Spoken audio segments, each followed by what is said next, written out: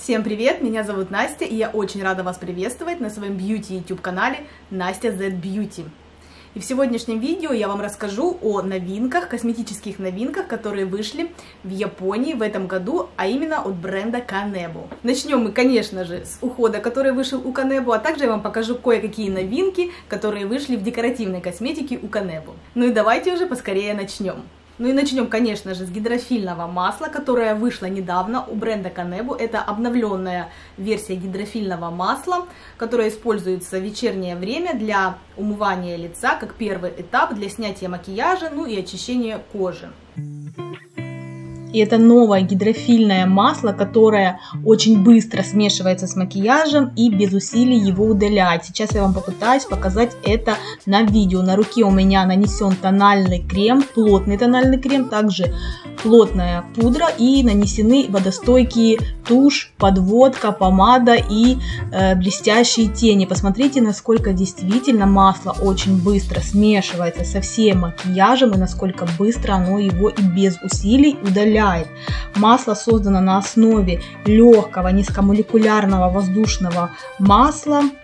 Также отлично удаляет загрязнение из спор, содержит фитостерил, глутамат, полученный из аминокислот очищающего ингредиента, который также используется и в макияже.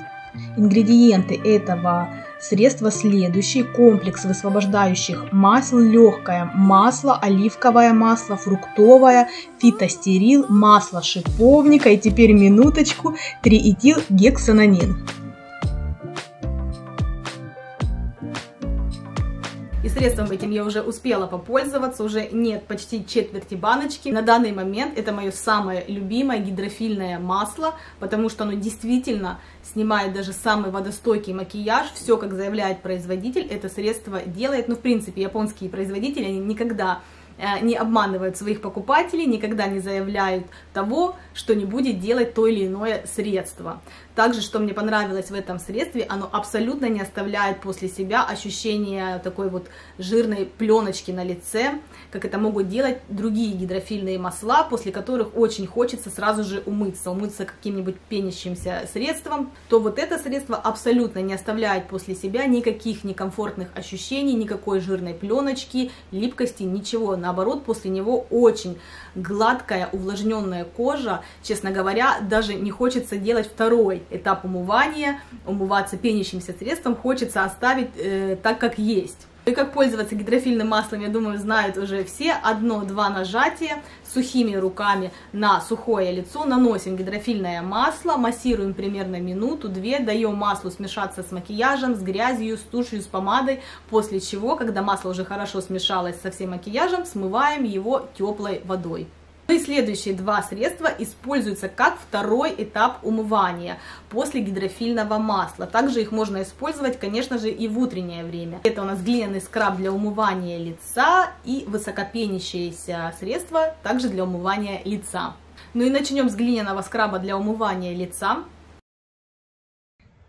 И это грязевой глиняный скраб для лица, который делает кожу чистой и гладкой. В состав него входит трехступенчатая паста, которая изменяет текстуру, прилипая к коже и удаляя излишки кожного жира, тем самым обеспечивая более гладкий и яркий цвет лица, и также избавляет от чувства дискомфорта на коже лица.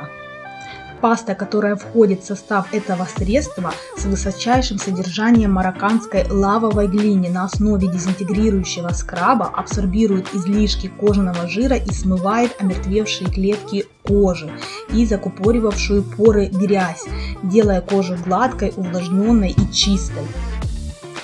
Подходит средство для повседневного использования, оставляет после себя приятное чистое покрытие без ощущения стянутости. Средство это плотно прилегает к коже, когда вы добавляете воду, она сразу образует густую плотную пену и сразу же очищает загрязнение.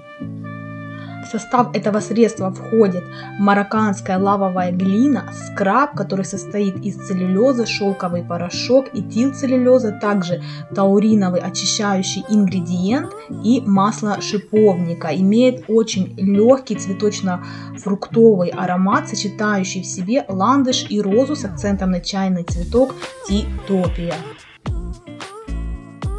И средство это можно использовать в качестве ежедневного ухода за кожей лица, в качестве ежедневного очищения. Также можно использовать в качестве маски для лица.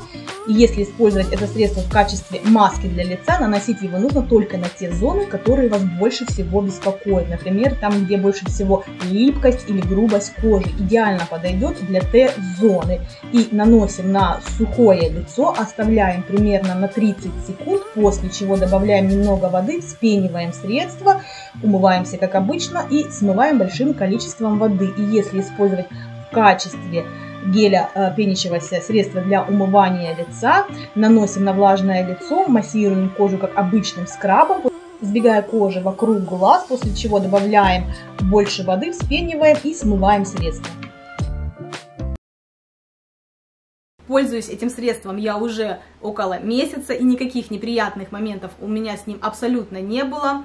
Скраб очищает очень мягко, но это за счет того, что вот эти скрабирующие частички, они водорастворимы. То есть при контакте с водой скрабирующие частички, они как бы тают на коже, но при этом успевая удалить омертвевшие, ороговевшие частички, чешуйки кожи.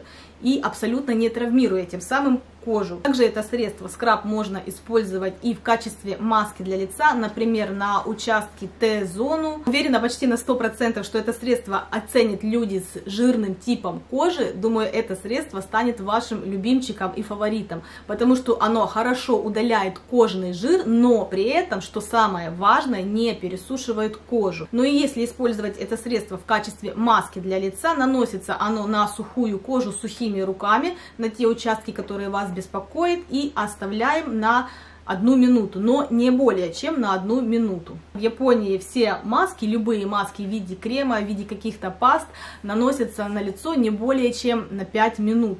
То есть максимальное количество времени, которое я видела на таких подобных японских масках, это было написано около 5-8 минут, что, конечно, очень отличается от того, к чему мы с вами привыкли. Практически все российские и европейские производители всегда советуют свои маски оставлять 15-20 минут. В Японии, конечно, таких чисел, цифр 20-15 минут вы не увидите практически ни на одной упаковке японского средства.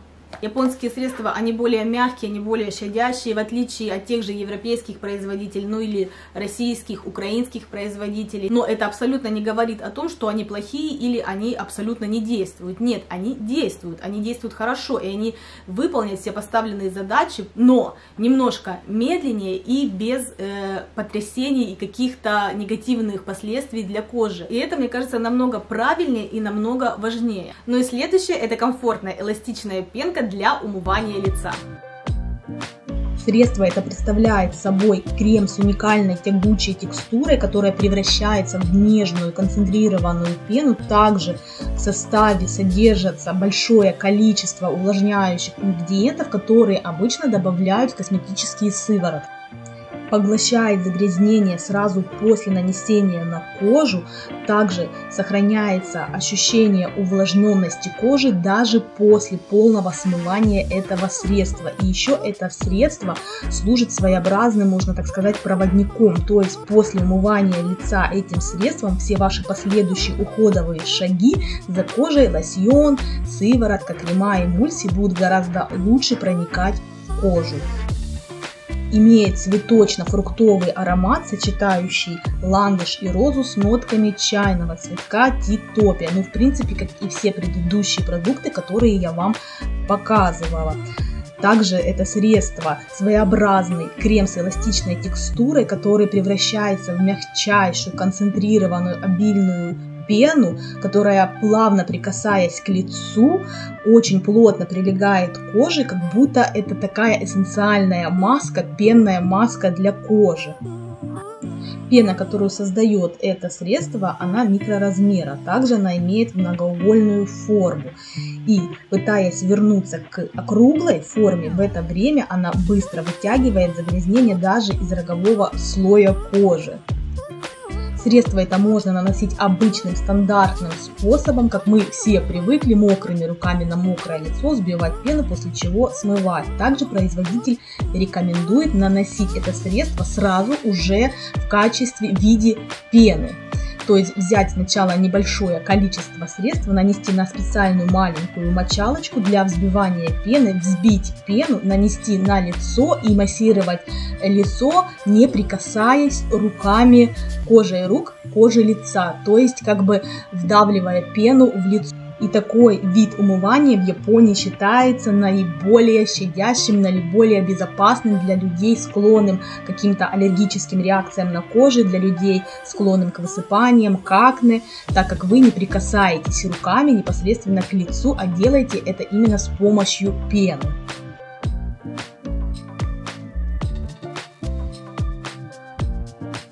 Средство это дает действительно очень хорошую, густую, плотную пену, которая действительно очень хорошо очищает лицо. И опять же таки не оставляет никакого чувства дискомфорта, чувства стянутости, сухости кожи лица. Абсолютно после умывания этим средством всех этих неприятных ощущений нет. Кожа наоборот ощущается мягкой, увлажненной, но это за счет того, что в ней, в этом средстве, то есть содержится уже эссенция, специальная увлажняющая эссенция, которая при умывании она как бы увлажняет, обволакивает кожу. Как заявляет производитель, здесь содержится специальная эссенция, которая остается на коже даже после смывания водой, после умывания водой. Вот эта эссенция, она будет оставаться на коже, и в дальнейшем она будет способствовать тому, что все последующие уходовые шаги, крем, сыворотка, лосьон, они будут гораздо лучше проникать в кожу и, соответственно, будут лучше работать все последующие уходовые средства. Ну и следующая моя покупка была, это покупка декоративной косметики, новинки кремовых теней для глаз. Быстро покажу распаковку, долго вас мучить распаковкой не буду. Как всегда, у японских люксовых брендов все идеально, красиво, благородно упаковано, очень качественные картонные сами упаковки, ну и конечно же упаковка самого продукта тоже выполнена просто на высшем уровне. И пожалуй на этом мои хвалебные оды для этих двух продуктов уже наверное закончатся. Честно говоря, для меня это впервые, что я буду ругать японский люкс, никогда об этом не подумала бы. Как вы уже думаю догадались, мои, скажем так, впечатления об этих двух продуктах не совсем хорошие. Но упаковка, опять же таки скажу, просто на высоте. Мне лично нравится дизайн такой упаковки. Средство само упаковано в пластиковую прозрачную баночку, сверху с такой красивой люксовой черной крышечкой. Напишите, пожалуйста, в комментариях под видео, как вам такой дизайн, такая упаковка, нравится ли вам вообще подобные дизайны, или, по вашему мнению, возможно, это недостаточный уровень для люкса. Мне правда будет интересно почитать комментарии на эту тему. Сам продукт в виде крема, в виде мягкого крема, который нужно наносить или с помощью подушечек пальцев, или с помощью кисти. Именно с помощью подушечек пальцев он, конечно, изначально переносится очень ярко, очень так хорошо, но с помощью кисти он также наносится довольно неплохо, но немножко прозрачнее, можно так сказать. И по ощущениям очень гладкий, приятный, шелкообразный продукт. Единственное, конечно, неудобно будет тем девушкам пользоваться этим продуктом, у кого длинный маникюр, у кого длинные ногти. Думаю, это будет не совсем гигиенично. Тени эти имеют 6 разных цветов. Конкретно цвет, который я вам сейчас показываю, называется Rich Camel. По-русски будет, наверное, богатый верблюжий. Очень странное, конечно, название для теней. И, в принципе, получаются очень хорошие и плотные сводчи. Очень красивый цвет. Мне он больше всего понравился из представленной линии теней. Я бы назвала этот цвет умеренно рыжий-золотистый с нежным розовым отливом. По крайней мере, в жизни он выглядел именно так. Следующий цвет, который я вам сейчас показываю, называется Smoky Beige. Дымчатый бежевый, очень тоже красивый, нежный бежевый цвет. Идеально подошел бы для вечернего макияжа. Можно было бы, в принципе, его использовать и как единый цвет для век, не нанося больше никакие тени. В общем, все хорошо с этими тенями, но только на первый взгляд. И упаковка, и текстура приятнейшая у этих теней, и красиво смотрится и в дневное время. И также на электрическом освещении шикарно мерцают, шикарно смотрятся эти тени. Но есть одно огромнейшее но. Они вообще абсолютно не стойкие. Вы посмотрите, как красиво они смотрятся при искусственном освещении. Очень элегантное мерцание имеют эти тени, и, возможно, они подойдут именно для азиатского строения глаза, для нависшего века, но не наносить их ни в коем случае в складку века, а наносить поверх, на верхнюю часть глаза. И несмотря на красивую упаковку и цвет самого продукта, конечно, очень обидно, что качество этого продукта оставляет желать лучшего. Ну, по крайней мере, лично для меня. Все хорошо в этом продукте. И упаковка, и цвет, и по ощущениям, когда дотрагиваешься до этих теней, они очень приятные, мягенькие, шелковистые ощущаются на пальцах. Но есть одно огромное но. Они вообще абсолютно никак не держится на коже, ни с чем, абсолютно. Я наносила эти тени и на базу, также наносила и на даже клей для глиттера, я наносила эти тени, думала, может так они прилипнут, и без базы, и на пудру, и на тональный крем, и на консилер, в общем, на все, что можно было нанести, из чего можно было сделать подложку для этих теней, я это все сделала, но они абсолютно никак не держатся на моем веке. Причем ситуация доходит прям до абсурда, то есть я делаю макияж, нанесла эти тени, я еще не успела закончить полностью весь макияж, а они уже скатались, исчезли просто с моих век, с глаз, куда-то непонятно. Я не знаю, конечно, как они это делают, это прям реально, ребята, магия какая-то, причем магия не в хорошем смысле, не в хорошем понимании. То есть нанесла я эти тени, не успев я закончить еще полностью весь макияж, они исчезают с глаз. Серьезно, они исчезают с глаз. Как такое может быть? Они скатываются в складки века, то есть, ну я понимаю, бывают тени, они как бы могут тени скатываться в складки века, собираться, у кого нависшее веко, это я все прекрасно понимаю, но тем не менее цвета хоть какой-то остается на глазах, ну ведь правильно, эти тени не оставляют после себя абсолютно ничего, я не знаю, как это может быть. У меня такое ощущение, что эти тени их как будто просто каким-то магнитом, знаете, вот затягивают в эту складку века, так что они так полностью цвет туда затягивается, и все. И остается одна полоса, и вообще никакого цвета нет, ни намека на цвет абсолютно нет. Как так можно? Напишите, пожалуйста, в комментариях, было ли у вас когда-нибудь что-нибудь похожее на эту мою ситуацию. Мне прям действительно будет интересно почитать в комментариях, было ли еще у кого-то что-то подобное, может, с каким-то другим брендом. Напишите об этом, пожалуйста, обязательно в комментариях. Очень, конечно, красивый цвет, нереально красивый, мне очень он понравился. Оттенок 07, называется Rich Camel, такой рыжо-персиково-розовый цвет с золотистыми блестками, блеском с таким. Очень красиво смотрелся на веках до того момента, пока магнитом его не притянуло в эту складку злополучную. На самом-то деле, ну, действительно красиво смотрелся, он прям освежает. И второй цвет у меня в оттенке 03, Smoky Beige называется.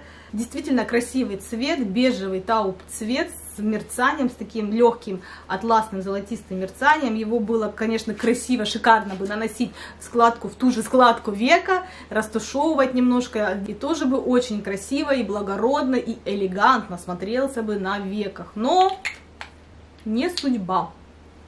Ну и вот такие у нас с вами сегодня были новинки, покупки. Надеюсь, я смогла вас развлечь. Может, что-то вы интересное для себя узнали. Обязательно поставьте пальчик вверх, обязательно подпишитесь.